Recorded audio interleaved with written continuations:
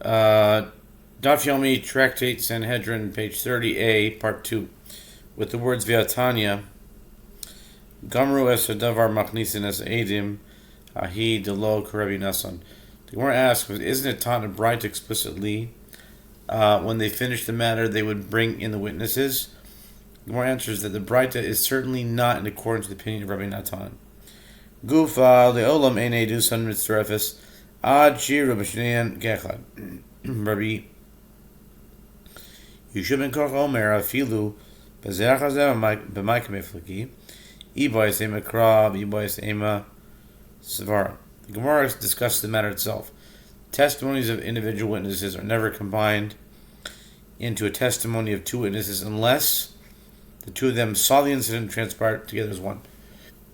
Rabbi Yehoshua ben Korcha says their testimonies are combined even in a case where they saw the incident one after the other. The Gemara asks, with regard to what they disagree, the Gemara answers, if you wish, say that they disagree with regard to interpretation of a verse, and if you wish, say that they disagree with regard to logical reasoning. I boyasema svara amana dika misad hai lo ka misahid hai. Umana dika misahid hai lo ka misahid hai. V'idach amana bi'alma tarvayu ka mas hadi. The Gemara elaborates, if you wish, say that they disagree with regard to logical reasoning.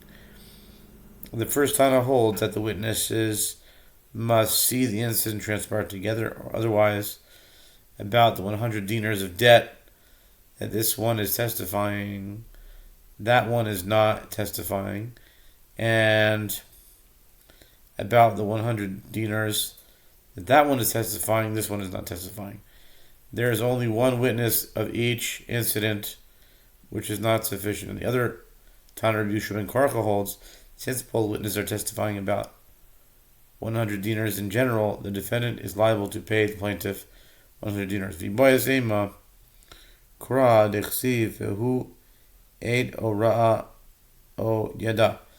And if you wish, say that they disagree with regard to the interpretation of the verse as is written. And if anyone sins hearing the voice of adjuration, and he is a witness, whether he is seen or known, if he does not utter it, then he shall bear his iniquity. Leviticus 5:1.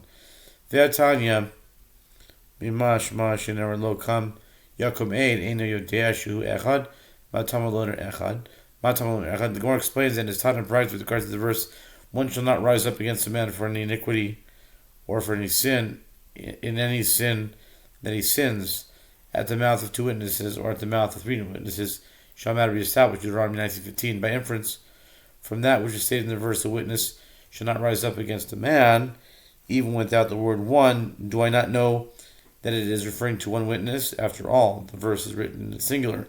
Therefore, what is the meaning of when the verse states explicitly one witness?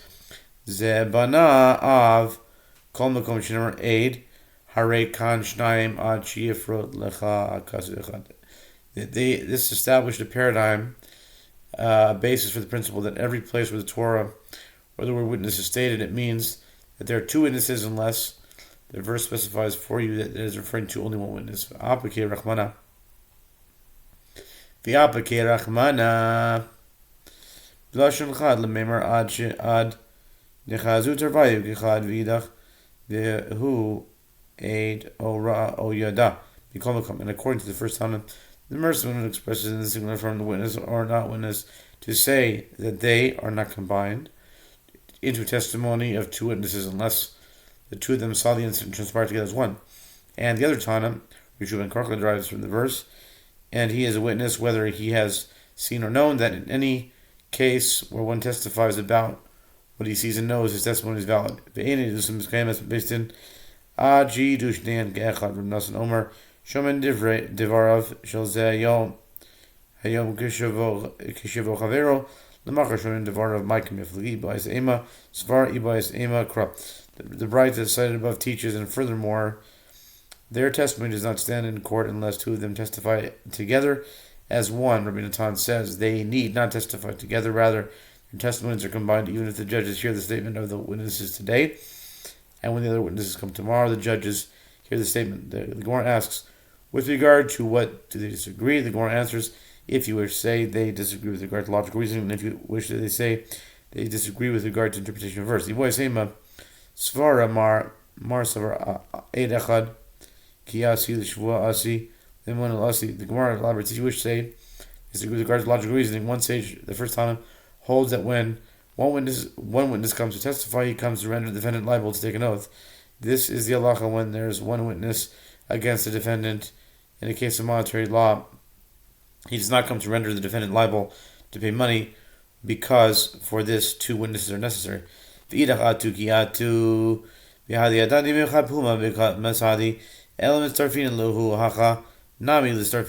the other Tana, Rabbi Tana responds, is that to say that when they come together they render the defendant financially liable because they testify with one mouth. Obviously, they testify one after the other. Rather, clearly it is the judges who combine their 2 testimonies into one. Here too, when the witnesses come to court to different times, let the judges combine their testimonies. If you wish, say that they disagree with regard to the interpretation of the verse. If he does not utter it, then he shall bear his iniquity. Leviticus 5:1.